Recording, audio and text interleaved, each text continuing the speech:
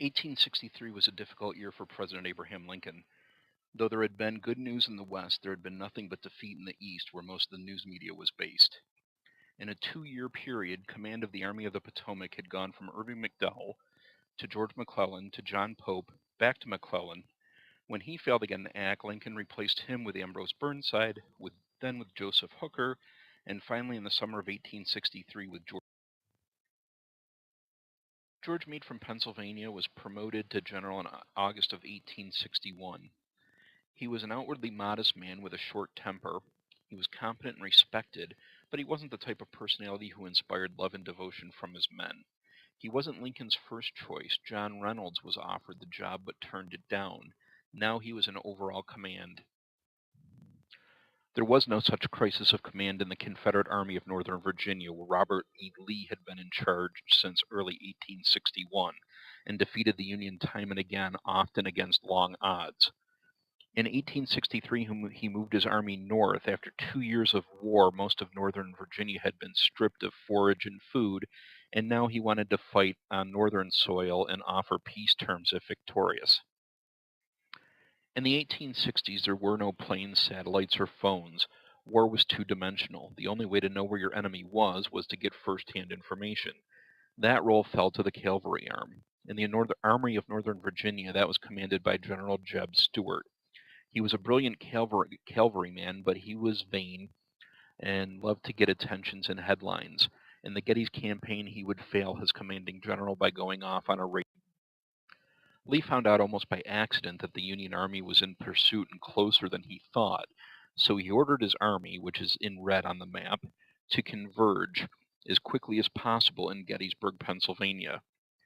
It presented an odd situation where the armies of the South would approach the battle from the north and the west, and the armies from the north would come in from the south and the east. Gettysburg, Pennsylvania was a sleepy little town whose only importance, and the reason it was a choice as a point of unification, was the fact that it was a crossroads. All of the major roads in the area merged in and around the town.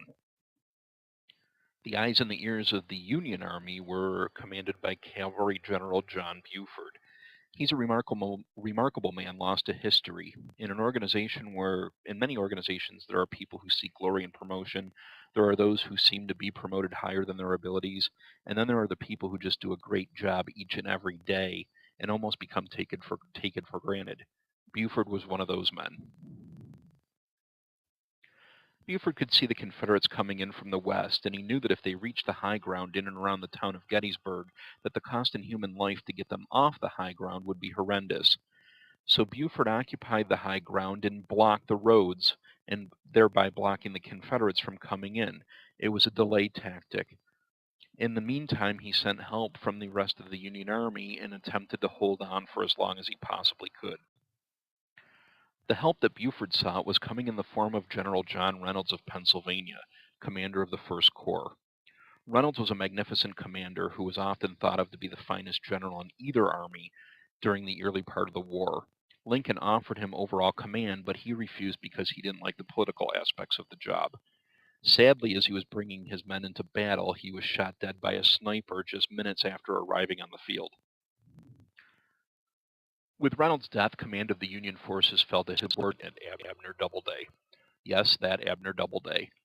Even though he in reality had nothing to do with the invention of baseball, that urban legend persists to this day. Doubleday did a magnificent job holding the line against Confederate numbers that were superior than his own. He shifted forces from the right to the left and held on by the skin of his teeth. It was his finest hour of the war, but unfortunately his career was ruined by an argument that he had with a superior officer who arrived in the field later that afternoon. Finally, Meade's second in command, General Winfield Scott Hancock, occupied the field and took command. Hancock, yet another general from Pennsylvania, was good friends with the recently killed Reynolds and another superb soldier. He was a man who did inspire devotion from everyone he commanded. Future President Ulysses S. Grant called him the finest general never to hold independent command. The Union was in capable hands now. At the end of day one of the battle, Hancock had the Union lines on the high ground roughly in the shape of an upside-down fishhook, as stated in blue on the map. Day 2 began, and Lee called on his chief subordinate, General James Longstreet of South Carolina, to attack the bottom of the fishhook. Longstreet did not want to make the attack. He wanted to move the army to high ground and have the Union attack him, but he was overruled by Lee, so the attack persisted. Luckily for him, the Union was about to make a mistake in their formation. General Dan Sickles of New York moved his men out of line to occupy some higher ground, the Devil's Den and the Peach Orchard. But this caused a bump in the line, or a salient, which allowed them to be attacked from three sides instead of just head-on. Sickles is also a colorful man in the fact that he was one of the first people ever to be acquitted of murder charges in the United States by using the temporary insanity defense. These next two slides show the ground of the Peach Orchard and Devil's Den that Sickles' men occupied. The slaughter over this ground, as they changed hands time after time between Confederate and Union over the course of the second day, was appalling.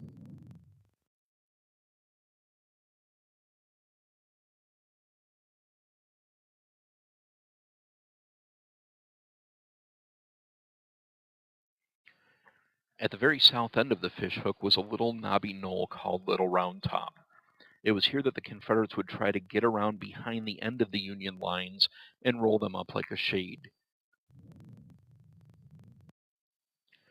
Commanding the Union men at the very end of the line was Colonel Joshua Lawrence Chamberlain of Maine.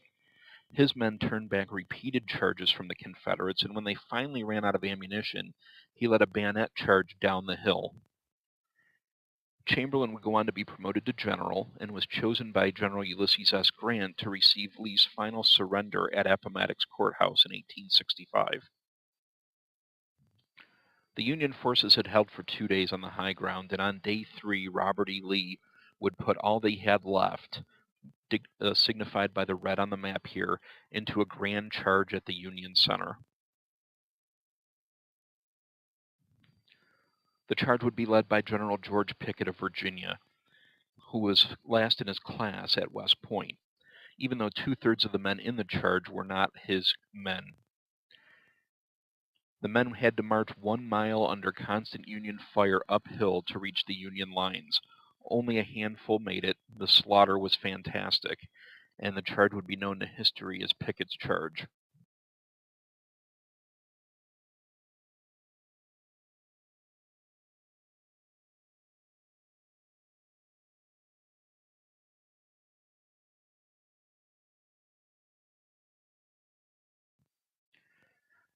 The Union held and won at Gettysburg. It would become the bloodiest battle of the Civil War.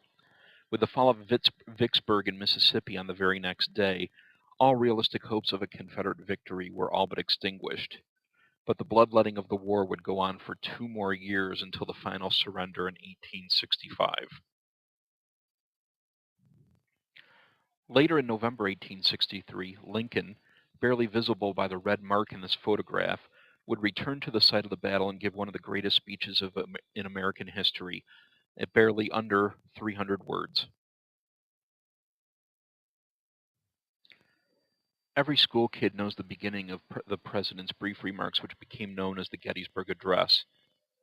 The part that resonates with me, though, is the very end, that a nation under God shall have a new birth of freedom, and that a government of the people, by the people, and for the people shall not perish from this earth. And now only the dead remain to remind us of the slaughter and the sacrifice that took place in those rolling Pennsylvania hills in the early days of July of 1863.